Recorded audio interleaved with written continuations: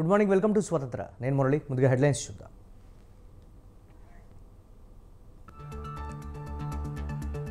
నేడు ప్రజాపాలనపై సీఎం రేవంత్ సమీక్ష, గ్యారంటీల అమలు, కార్యాచరణపై కసరత్తు.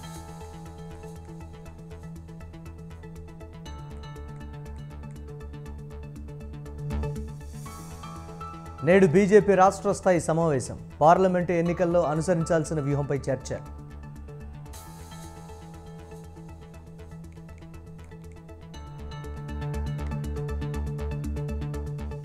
వైసీపీ ఇన్ఛార్జీల మార్పులపై కొనసాగుతోన్న కసరత్తు, మూడో జాబితా సిద్ధం చేస్తున్న అధిష్టానం.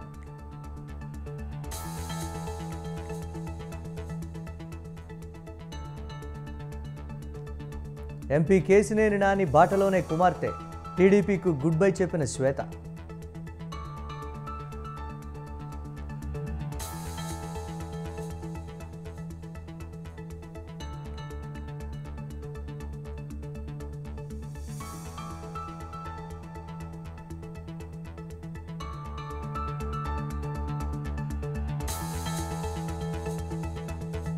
నేడు వ్యూహం చిత్రంపై హైకోర్టులో విచారణ, ఇప్పటికే సెన్సార్ బోర్డు సర్టిఫికేట్ నిలుపుదల.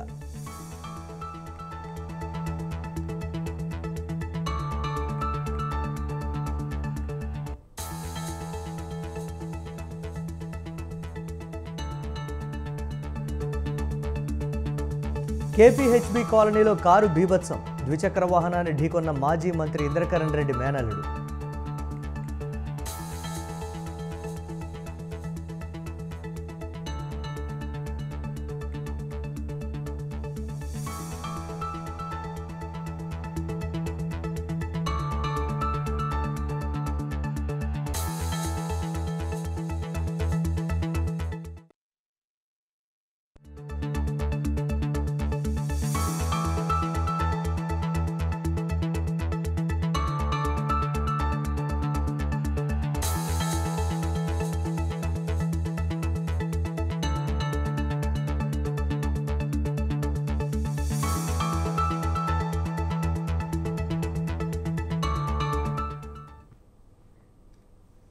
పార్లమెంటు ఎన్నికల్లో అధిక సీట్లే లక్ష్యంగా బీఆర్ఎస్ సమావేశాలు కొనసాగుతున్నాయి. పార్లమెంటు నియోజకవర్గాల వారీగా తెలంగాణ భవన్లో భేటీలు కొనసాగుతున్నాయి. ఇందులో భాగంగా ఇప్పటికే కరీంనగర్, పెద్దపల్లి, జహీరాబాద్, చేవెళ్ల నియోజకవర్గాల నేతలతో పార్టీ అధిష్టానం భేటీ అయింది. వారి నుంచి అభిప్రాయాలు సేకరించింది. ఇవాళ బీఆర్ఎస్ నిజామాబాద్ లోక్సభ నియోజకవర్గ నేతలతో భేటీ కానుంది. సమావేశంలో లోక్సభ ఎన్నికల కార్యాచరణపై చర్చించనున్నారు.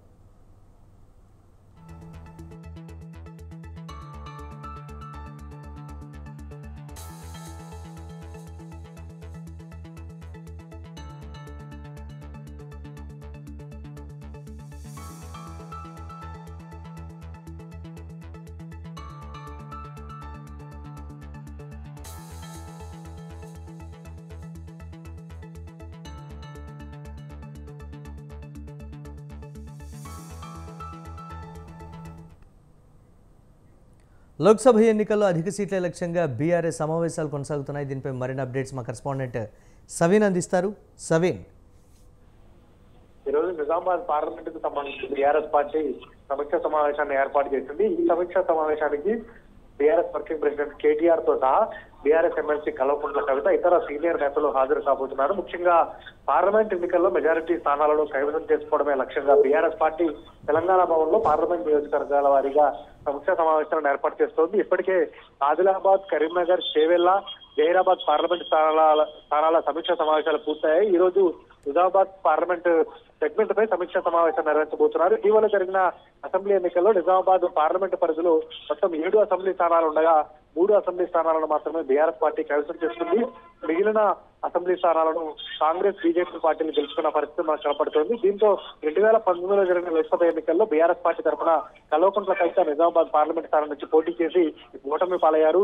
అక్కడ బీజేపీ అభ్యర్థి ధర్మపురి అరవింద్ విజయం సాధించారు. దీంతో వచ్చే పార్లమెంట్ ఎన్నికల్లో మరోసారి బీఆర్ఎస్ పార్టీ తరఫున కల్వకుంట్ల కవిత పోటీ చేస్తారా లేదా అనే సందిగ్ధత కూడా బీఆర్ఎస్ పార్టీలో కొనసాగుతుంది. ఎందుకంటే బీఆర్ఎస్ పార్టీ తరఫున ప్రస్తుతం కల్వకుంట్ల కవిత ఎమ్మెల్సీగా కొనసాగుతున్నారు. ఇంకా 4 ఏళ్ల సమయం ఎమ్మెల్సీ పదవీ కాలం కల్వకుంట్ల కవితకు ఉంది. కాబట్టి పార్లమెంట్ ఎన్నికల్లో కవితను పోటీ చేయించాలా, లేకపోతే మైనారిటీ నేతను బరిలో దింపాలా, లేకపోతే ఇతర వేరే సీనియర్ నేతలను బరిలో దింపాలన్న దానిపై బీఆర్ఎస్ పార్టీ సమాలోచనలు జరుపుతుంది. ముఖ్యంగా ఈ పార్లమెంట్ ఎన్నికల్లో 17 పార్లమెంట్ స్థానాలకు గాను హైదరాబాద్ పార్లమెంట్ స్థానాన్ని మినహాయించి మిగిలిన 16 పార్లమెంట్ స్థానాలకు ఈసారి ప్రజాదరణ ఆర్థికంగా బలమైన నేతలను బరిలోకి దింపాలని బీఆర్ఎస్ పార్టీ భావించింది.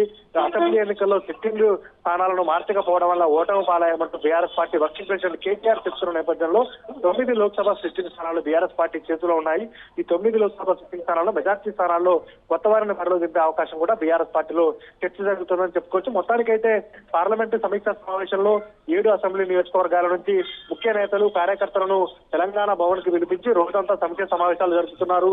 ఆ సమీక్షా సమావేశాల్లోనే కార్యకర్తలు నాయకుల నుంచి ఫీడ్బ్యాక్ తీసుకుంటున్నారు. ముఖ్యంగా అసెంబ్లీ ఎన్నికల్లో ఎందుకు ఓటమి చెందాల్సి వచ్చింది, దాని కారణాలు ఏంటనే దానిపైన కార్యకర్తలు నేతల నుంచి ఫీడ్బ్యాక్ తీసుకొని కార్యకర్తలు నేతల అభిష్టం మేరకే బీఆర్ఎస్ పార్టీ పనిచేస్తుందంటూ కూడా కేటీఆర్ కావచ్చు, హరీష్ రావు బీఆర్ఎస్ పార్టీ శ్రేణులకు మనోధైర్యాన్ని నింపే ప్రయత్నం అయితే చేస్తున్నారు. అసెంబ్లీ ఎన్నికల్లో ఓటమి చెందిన తర్వాత బీఆర్ఎస్ పార్టీ కేడర్ నిస్తేజానికి నిరుత్సాహానికి గురి కాకుండా ఉండేందుకు 3వ తేదీ నుంచి జనవరి 3వ తేదీ నుంచి 21వ తేదీ వరకు మధ్యలో 3 రోజులు మినహాయించి 13, 14, 15 ఈ 3 తేదీలు మినహాయించి 21వ తేదీ వరకు వరుసగా 17 పార్లమెంట్ నియోజకవర్గాలకు సంబంధించి బీఆర్ఎస్ పార్టీ సమీక్షా సమావేశాలను ఏర్పాటు చేసుకుంది. ఈ సమీక్షా సమావేశాల ద్వారానే బీఆర్ఎస్ పార్టీ అభ్యర్థులు ఆయా పార్లమెంట్ నియోజకవర్గాలకు సంబంధించి ఎవరైతే పార్లమెంట్ అభ్యర్థిగా పోటీ చేస్తే బాగుంటుంది అనే దానిపైన ఫీడ్బ్యాక్ తీసుకొని బీఆర్ఎస్ పార్టీ లోక్సభ అభ్యర్థులను ఎంపిక చేయబోతోంది. Right, thanks for updates అవిన్.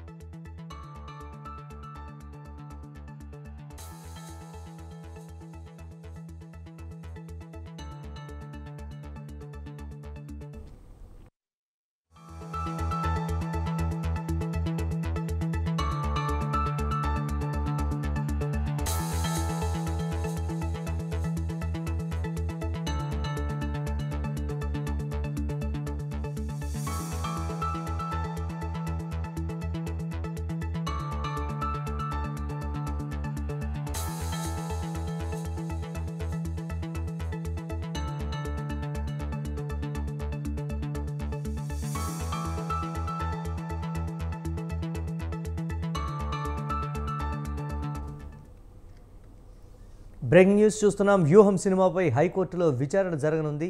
ఇప్పటికే సెన్సార్ బోర్డు సర్టిఫికెట్ నిలిపివేసింది. దీంతో సింగిల్ బెంచ్ తీర్పును సవాల్ చేస్తూ డివిజన్ బెంచ్లో పిటిషన్ దాఖలు చేసింది.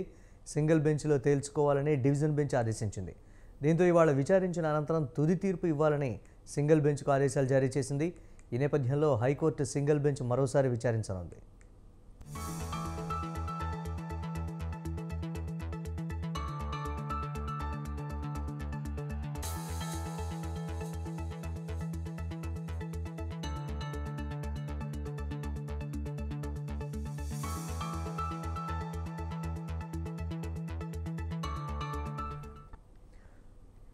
వ్యూహం సినిమాపై హైకోర్టులో విచారణ జరగనుంది. ఇప్పటికే సెన్సార్ బోర్డు సర్టిఫికెట్ నిలిపివేసింది. దీంతో సింగిల్ బెంచ్ తీర్పును సవాల్ చేస్తూ డివిజన్ బెంచ్లో పిటిషన్ దాఖలు చేసింది. సింగిల్ బెంచ్లో తేల్చుకోవాలని డివిజన్ బెంచ్ ఆదేశించింది. దీంతో ఇవాళ విచారించిన అనంతరం తుది తీర్పు ఇవ్వాలని సింగిల్ బెంచ్కు ఆదేశాలు జారీ చేసింది. ఈ నేపథ్యంలో హైకోర్టు సింగిల్ బెంచ్ మరోసారి విచారించనుంది. దీనిపై మరిన్ని అప్డేట్స్ మా కరెస్పాండెంట్ పవన్ అందిస్తారు. పవన్,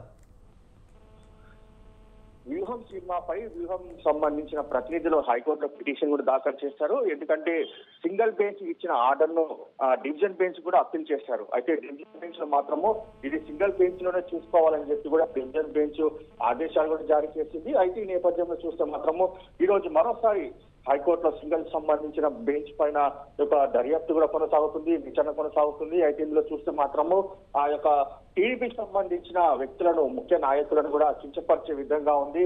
ఎందుకంటే ఎలక్షన్ మూమెంట్ లో వ్యూహం సినిమా పూర్తిగా రాజకీయాలకు విరుద్ధంగా ఉంది అనేది మాత్రము టీడీపీకి సంబంధించిన పార్టీ తరఫున పిటిషన్ కూడా దాఖలు చేశారు.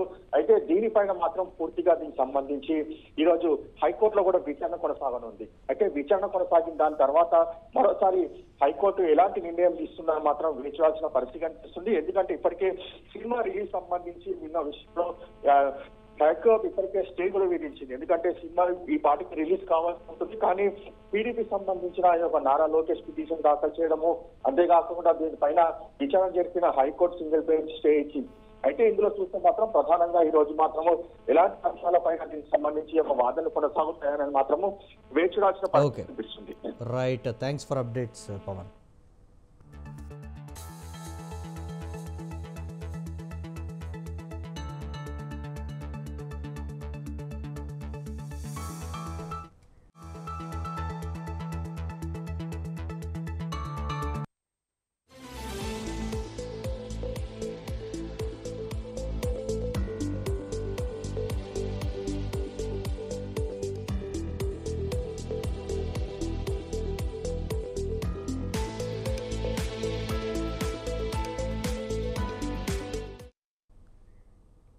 రాష్ట్ర ప్రభుత్వం ఎస్మా చట్టం పేరిట ఉక్కుపాదం మోపడం దారుణమని అంగన్వాడీలు ఆగ్రహం వ్యక్తం చేస్తున్నారు.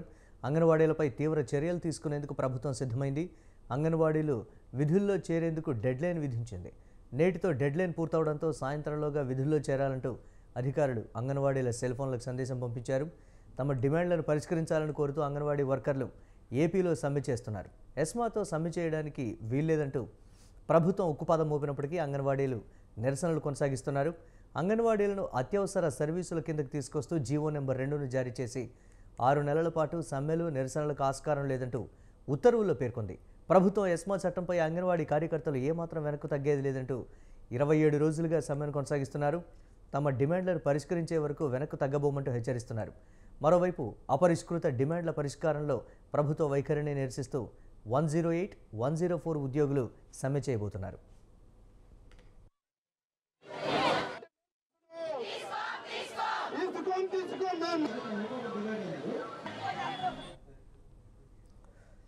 ఇరవై 27 రోజులుగా అంగన్వాడీలు సమ్మె చేస్తూ ఉన్నారు. ఎస్మా పరిధిలోకి తీసుకొచ్చినప్పటికీ కూడా అంగన్వాడీలు వెనక్కు తగ్గేది లేదంటున్నారు. ఈరోజు సాయంత్రం అంగన్వాడీలు విధుల్లో చేరాలంటూ వారికి సందేశాలు అయితే పంపిస్తోంది, ఫోన్కు మెసేజ్లు అయితే పంపిస్తోంది ఆంధ్రప్రదేశ్ ప్రభుత్వం. ఇప్పటివరకు అయితే వారి నుంచి ఎటువంటి స్పందన లేదు. ఈ నేపథ్యంలో వారు సాయంత్రం వరకు విధుల్లో చేరతారా, లేకపోతే ప్రభుత్వం ఎటువంటి చర్యలు తీసుకుంటుందా, లేకపోతే మరోసారి చర్చల రూపంలో ఏమైనా ఉంటుందనే దానికి సంబంధించి మా కరెస్పాండెంట్ సంతోష్ లైవ్ ద్వారా మరిన్ని అప్డేట్స్ అందిస్తారు. Over to you Santosh. ఏదైతే ఒక పక్క ప్రతిపక్ష పార్టీలు అధికార పార్టీపై యుద్ధం చేస్తున్న నేపథ్యంలో సైనికులు సైతం కూడా ఇటు ప్రభుత్వంపై విసిగిపడుతున్న పరిస్థితులు ఏర్పడతా ఉన్నాయి. అదే విధంగా ఇటు అంగన్వాడీ కార్యకర్తలు ఏమాత్రం తగ్గేదే లే అంటూ కూడా ఇటు ఏదైతే ఎస్మాని ప్రయోగించినప్పటికీ కూడా వారి యొక్క డిమాండ్ ను పరిష్కరిస్తేనే విధుల్లోకి చేరతామంటూ కూడా వారి యొక్క సందేశాన్ని కూడా చెప్పడం కూడా జరుగుతోంది. మరోవైపు చూసుకున్నట్లయితే కనుక ఏదైతే మున్సిపల్ కార్మికులు సైతం కూడా వారి యొక్క డిమాండ్లు పరిష్కరించే వరకు కూడా వారు కూడా సమ్మె కొనసాగిస్తామంటూ కూడా చెప్తా ఉన్నారు. ఏదైతే ప్రభుత్వం జరిపినటువంటి చర్చల్లో భాగంగా ఇటు పలుమార్లు విఫలం అవడం కూడా జరుగుతూ ఉంది. ఏదైతే వారి యొక్క డిమాండ్లని తప్పనిసరిగా కూడా నెరవేర్చాలి, ఇప్పటికే 4.5 సంవత్సరాలుగా మేము అనేక విధాలుగా కూడా ఇబ్బంది పడుతున్నామంటూ కూడా వారి యొక్క సమస్యలు అనేది కూడా పరిష్కరించాలంటూ కూడా వారు ప్రభుత్వానికి విన్నవించుకుంటున్న పరిస్థితులు ఏర్పడతా ఉన్నాయి. మరోవైపు చూసుకున్నట్లయితే కనుక గతంలోనే ఇటు అంగన్వాడీ కార్యకర్తలకి అయితే కనుక ఏదైతే అల్టిమేటం జారీ చేయడం కూడా జరిగింది, విధుల్లోకి చేరాలి వెంటనే అంటూ కూడా వారి యొక్క అల్టిమేట్ అయితే కనుక ఏదైతే అంగన్వాడీ కార్యకర్తలు ఏమాత్రం కూడా పట్టించుకోకుండా వారి యొక్క సమ్మె అనేది కూడా కొనసాగించడంతో ఈ ఎస్మా అనేది కూడా ప్రయోగించడం కూడా జరిగింది. అయితే ఈ ఎస్మా అనేది కూడా వెంటనే గర్భిణీ స్త్రీలు ఏదైతే ప్రజల శ్రేయస్సు కొరకే కూడా ఇటు ఎస్మాని ప్రయోగించమంటూ కూడా ప్రభుత్వ సలహాదారు సజ్జల రామకృష్ణారెడ్డి కూడా చెప్పడం కూడా జరుగుతూ ఉంది. ఎందుకంటే గర్భిణీ స్త్రీలు కావచ్చు, చిన్నపిల్లలు కావచ్చు, వీరు అనేక విధాలుగా కూడా పౌష్టికాహారం కరువు అయ్యి పెద్ద ఎత్తున అయితే కనుక ఇబ్బందులు పడుతున్న ప్రజల ఇబ్బందుల నేపథ్యంలోనే ఇటు ఎస్మాని ప్రయోగించామంటూ కూడా ప్రభుత్వం చెప్తా ఉన్నారు. అయితే గతంలో చూసుకున్నట్లయితే కనుక తమిళనాడులో సైతం కూడా ఈ యొక్క ఎస్మాని ప్రయోగించారు. అయితే ఈ ఎస్మాని ప్రయోగించి ప్రభుత్వం అనేక ఇబ్బందులు కూడా గురైన పరిస్థితులు ఏర్పడ్డాయి. దీంతో అయితే కనుక తస్మాత్ జాగ్రత్త అంటూ కూడా వారి సమస్యలను కూడా చెప్తా ఉన్నారు. అయితే ముఖ్యంగా చూసుకున్నట్లయితే కనుక ఎన్నికల నేపథ్యంలో ఇటు పూర్తి స్థాయిలో వారి యొక్క డిమాండ్లు నెరవేరుస్తాము, మళ్ళీ ప్రభుత్వం వస్తే అంటూ కూడా దాటవేస్తున్నారు అని ఏదైతే ఇటు సంఘాలు అయితే కనుక అంగన్వాడీ సంఘాలు పెద్ద ఎత్తున మండిపడుతున్న పరిస్థితులు ఏర్పడతా ఉన్నాయి. మరోవైపు చూసుకున్నట్లయితే కనుక ఇంకా 108, 104 సైతం వారి యొక్క సిబ్బంది సైతం కూడా మేము కూడా ధర్నా చేస్తామంటూ సమ్మె చేస్తామంటూ కూడా వారు కూడా ఒక సందేశాన్ని కూడా చెప్తా ఉన్నారు. ఎందుకంటే ఇప్పటికే తమని ఏదైతే ఆఫ్ కోర్స్ లో ఉన్నాయో వాళ్ళలో దాంట్లో గుర్తించాలి అంటూ కూడా వారికి అదే విధంగా కనీస వేతనం కూడా కలిగించాలి అంటూ కూడా వారు కూడా వారి యొక్క సమస్యలు ఉన్నాయి.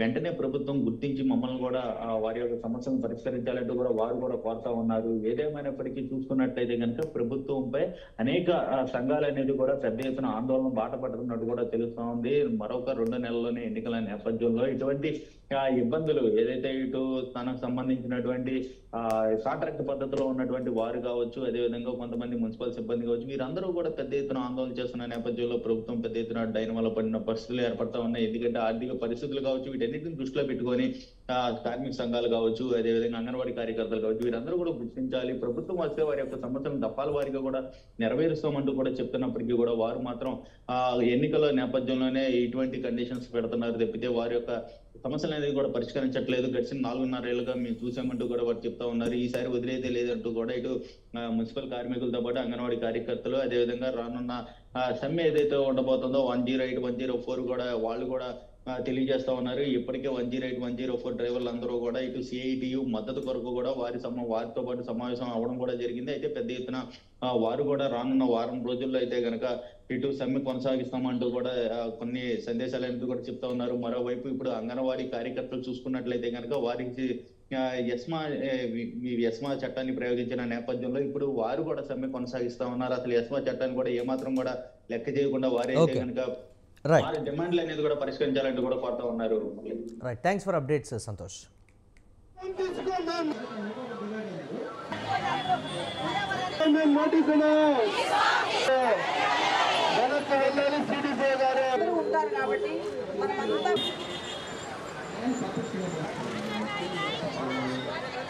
కనిపించడం లేదా అని ఈ రోజు మేము సీఎం గారిని ప్రశ్నిస్తాము.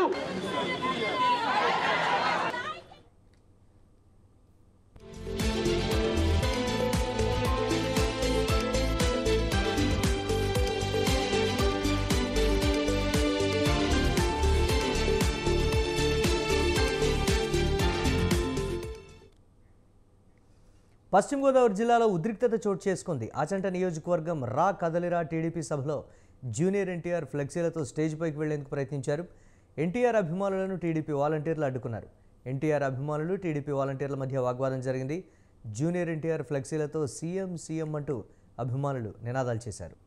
అన్ని రాజకీయ పక్షాలు ఎన్నికల్లో హామీలు గుప్పిస్తాయి. గత అసెంబ్లీ ఎన్నికల్లో ఈ పక్షం ఆ పక్షం అనే తేడా లేకుండా అధికార పక్షం ప్రతిపక్షాలు ఏవేవో వాగ్దానాలు చేసేశాయి. కాంగ్రెస్ పార్టీ అధికారంలోకి వచ్చేసి 2 పక్షాల కాలం అంటే అక్షరాల నెల్లాళ్లు పూర్తయింది. గత నెల రోజుల్లో కాంగ్రెస్ ప్రభుత్వం ఏం చేసింది? ప్రజాపాలన అందిస్తామన్న ప్రభుత్వ అడుగులు సక్సెస్ బాటలో పయనిస్తున్నాయా? పాలనలో రేవంత్ సర్కార్ మార్క కనిపిస్తోందా? ఈ నెల రోజుల్లో ముఖ్యమంత్రి ఏం చేశారు? మంత్రుల నిర్ణయాలేమిటి? Let's watch.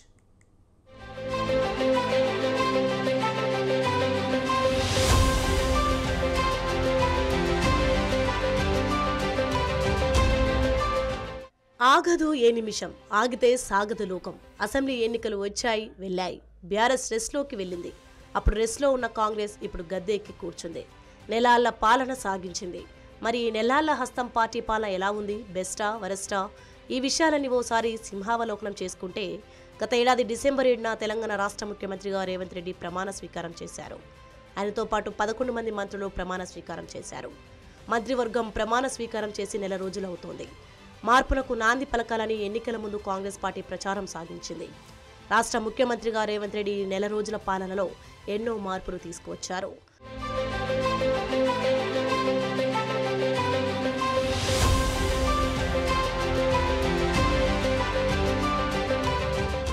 ప్రభుత్వం ఏర్పాటయ్యాక తమది ప్రజా ప్రభుత్వమని ప్రకటించిన సీఎం రేవంత్ రెడ్డి అందుకు అనుగుణంగా ప్రభుత్వాన్ని ప్రజల వద్దకు తీసుకెళ్లే ప్రయత్నం చేస్తున్నారు. కాంగ్రెస్ ప్రభుత్వం ఏర్పాటు చేస్తూ ప్రమాణ స్వీకారం చేస్తున్న సమయంలోనే ప్రగతి భవన్ ముందు పెట్టిన కంచెలను తొలగించి ప్రగతి భవన్ పేరును జ్యోతిరావు పూలే ప్రజాభవన్గా మార్చారు. ప్రజలెప్పుడైనా ప్రజాభవన్కి రావచ్చని సీఎం రేవంత్ తెలిపారు. ప్రమాణ స్వీకారం చేసిన వెంటనే 6 గ్యారంటీల అమలుపై రేవంత్ తొలి సంతకం చేశారు. ఎన్నికల ముందు ఇచ్చిన వాగ్దానంలో భాగంగా నాంపల్లికి చెందిన దివ్యాంగురాలు రజనీకి ఉద్యోగం కల్పిస్తూ 2వ సంతకం చేశారు.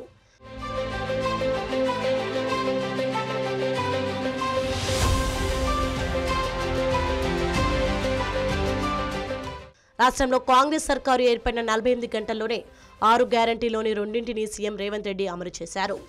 మహిళలకు ఉచిత బస్సు సదుపాయం కల్పించింది నిరాటంకంగా అమలు చేస్తున్నారు. ఆరోగ్యశ్రీలో 5 లక్షల రూపాయలున్న బీమాని 10 లక్షల రూపాయలకు పెంచారు. ప్రభుత్వం ఏర్పాటు కాగానే రేవంత్ టీఎస్పీఎస్సీపై రివ్యూ చేశారు. టీఎస్పీఎస్సీ ప్రక్షాళన చేయాలంటే తీసుకోవాల్సిన చర్యలపై సమీక్ష నిర్వహించారు. ఇక రాష్ట్ర బడ్జెట్ మీద ప్రభుత్వం దృష్టి పెట్టింది. రాష్ట్రంలో నిధులు ఏ మేరకు ఉన్నాయి, ఆదాయం ఏ మేరకు జనరేట్ అవుతోంది, దుబారా ఎక్కడ జరుగుతుందనే విషయాలపై రాష్ట్ర ప్రభుత్వం కసరత్తు చేసింది. అన్ని శాఖల మంత్రులు ఆయా శాఖలకు సంబంధించిన సమీక్షలు నిర్వహించారు.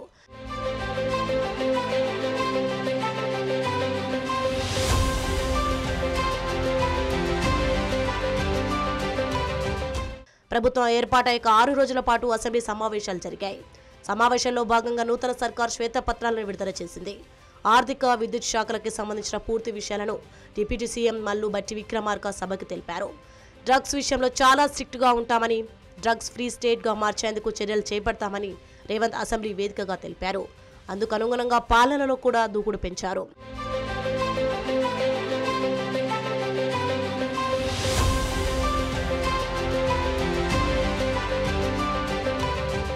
నెల రోజుల్లో సీఎం రేవంత్ 4 సార్లు ఢిల్లీకి వెళ్లారు. ఇందులో రాజకీయపరమైన పర్యటనలు, కొన్ని అధికారిక పర్యటనలు మరికొన్ని ఉన్నాయి. రేవంత్ సీఎం అయ్యాక మర్యాదపూర్వకంగా ప్రధాని మోదీని కలిసి విభజన హామీలను అమలు చేయాలని కోరారు. అప్పులు తీసుకునేందుకు అనుమతులు కోరుతూనే గత ప్రభుత్వం చేసిన విపరీతమైన అప్పులను ప్రధాని దృష్టికి తీసుకెళ్లారు. ఫెడరల్ స్ఫూర్తి కొనసాగిస్తామని, రాష్ట్రానికి రావాల్సిన నిధుల విషయంలో పట్టుబట్టి నిధులు తెప్పించుకుందామని ప్రభుత్వం డిసైడ్ అయింది. ఇక కేంద్ర హోంమంత్రి అమిత్ షాని, ఇరిగేషన్ శాఖ మంత్రి గజేంద్ర సింగ్ షెకావత్, గృహ నిర్మాణ శాఖ మంత్రి అరవింద్ సింగ్ పురి, కేంద్ర ఆర్థిక శాఖ మంత్రి నిర్మలా సీతారామన్లను కలిసి కేంద్రం నుంచి న్యాయబద్ధంగా రావాల్సిన నిధులని తక్షణమే విడుదల చేయాలని సీఎం రేవంత్ కోరారు.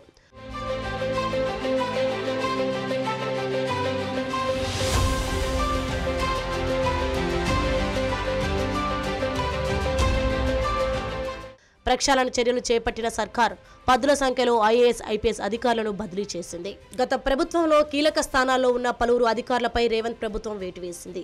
సీఎంఓని బలోపేతం చేసే దిశగా రేవంత్ పలు నిర్ణయాలు తీసుకున్నారు. ఇంటెలిజెన్స్ చీఫ్గా శివధర్ రెడ్డిని నియమించారు. రెవెన్యూ శాఖ మీద పట్టున్న శేషాద్రిని రేవంత్ తన సెక్రటరీగా నియమించుకున్నారు. కంటోన్మెంట్ బోర్డులో పనిచేసిన అజిత్ రెడ్డిని సైతం తన కార్యాలయంలో సెక్రటరీగా నియమించుకున్నారు. ఇండియన్ ఫారెస్ట్ సర్వీస్ ఆఫీసర్ చంద్రశేఖర్ని సీఎంఓ ఓఎస్డీగా నియమించుకున్నారు. వీరితో పాటు మొట్టమొదటిసారి ఒక ఐపీఎస్ షానవాజ్ కాసింని తన సెక్రటరీగా నియమించుకున్నారు.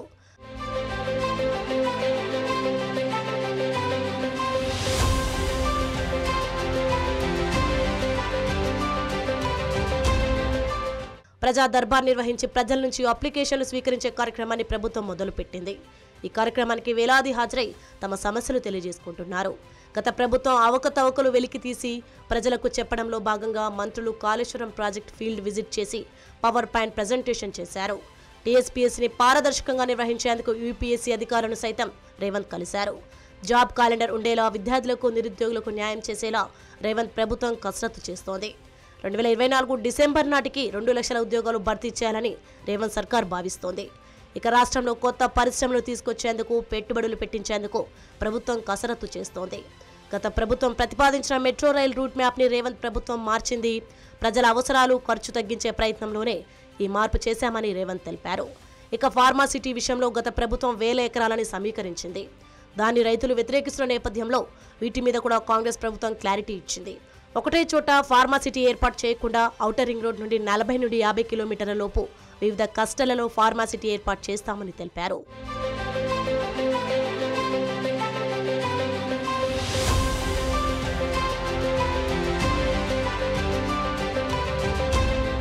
భేషజాలకు పోకుండా ఆరోగ్యకరమైన రాజకీయాలే చేయాలని రేవంత్ భావిస్తున్నారు. మాజీ సీఎం కేసీఆర్ ఆరోగ్యం సరిగ్గా లేక హాస్పిటల్లో ఉంటే స్వయంగా వెళ్లి పరామర్శించారు. ఇప్పటివరకు అందరితో షబాస్ అనిపించుకున్న సీఎం రేవంత్ రెడ్డి, ఆయన మంత్రివర్గ సభ్యులు మరి భవిష్యత్తులో ఏ రీతిగా ఉంటారు, పార్లమెంట్ ఎన్నికల అనంతరం పాలనా వైఖరి ఎలా ఉంటుందనే విషయాలపై ప్రజలు పలు రకాల వ్యాఖ్యానాలు చేస్తున్నారు.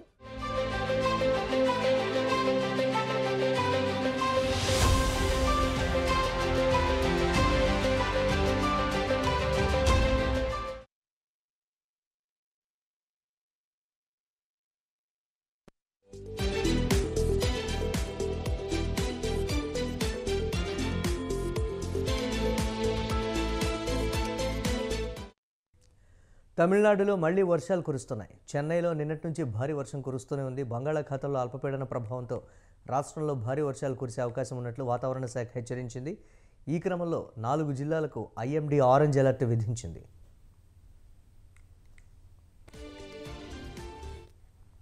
భారీ వర్షాల నేపథ్యంలో పలు జిల్లాల్లో స్కూల్స్ కాలేజీలకు సెలవు ప్రకటించారు. తెల్లవారుజాము నుంచి భారీ వర్షం కురుస్తోంది. చెన్నైలోని అడయార్, అన్నాసాలై, వేప్పేరి, గిండి, కోయంబేడులో ఎడతెరిపి లేని వర్షం పడుతోంది. నాగపట్నం, కరైకల్, పుదుచ్చేరిలో భారీ వర్షం కురిసినట్లు వాతావరణ శాఖ తెలిపింది. ప్రజలు అప్రమత్తంగా ఉండాలని హెచ్చరించింది.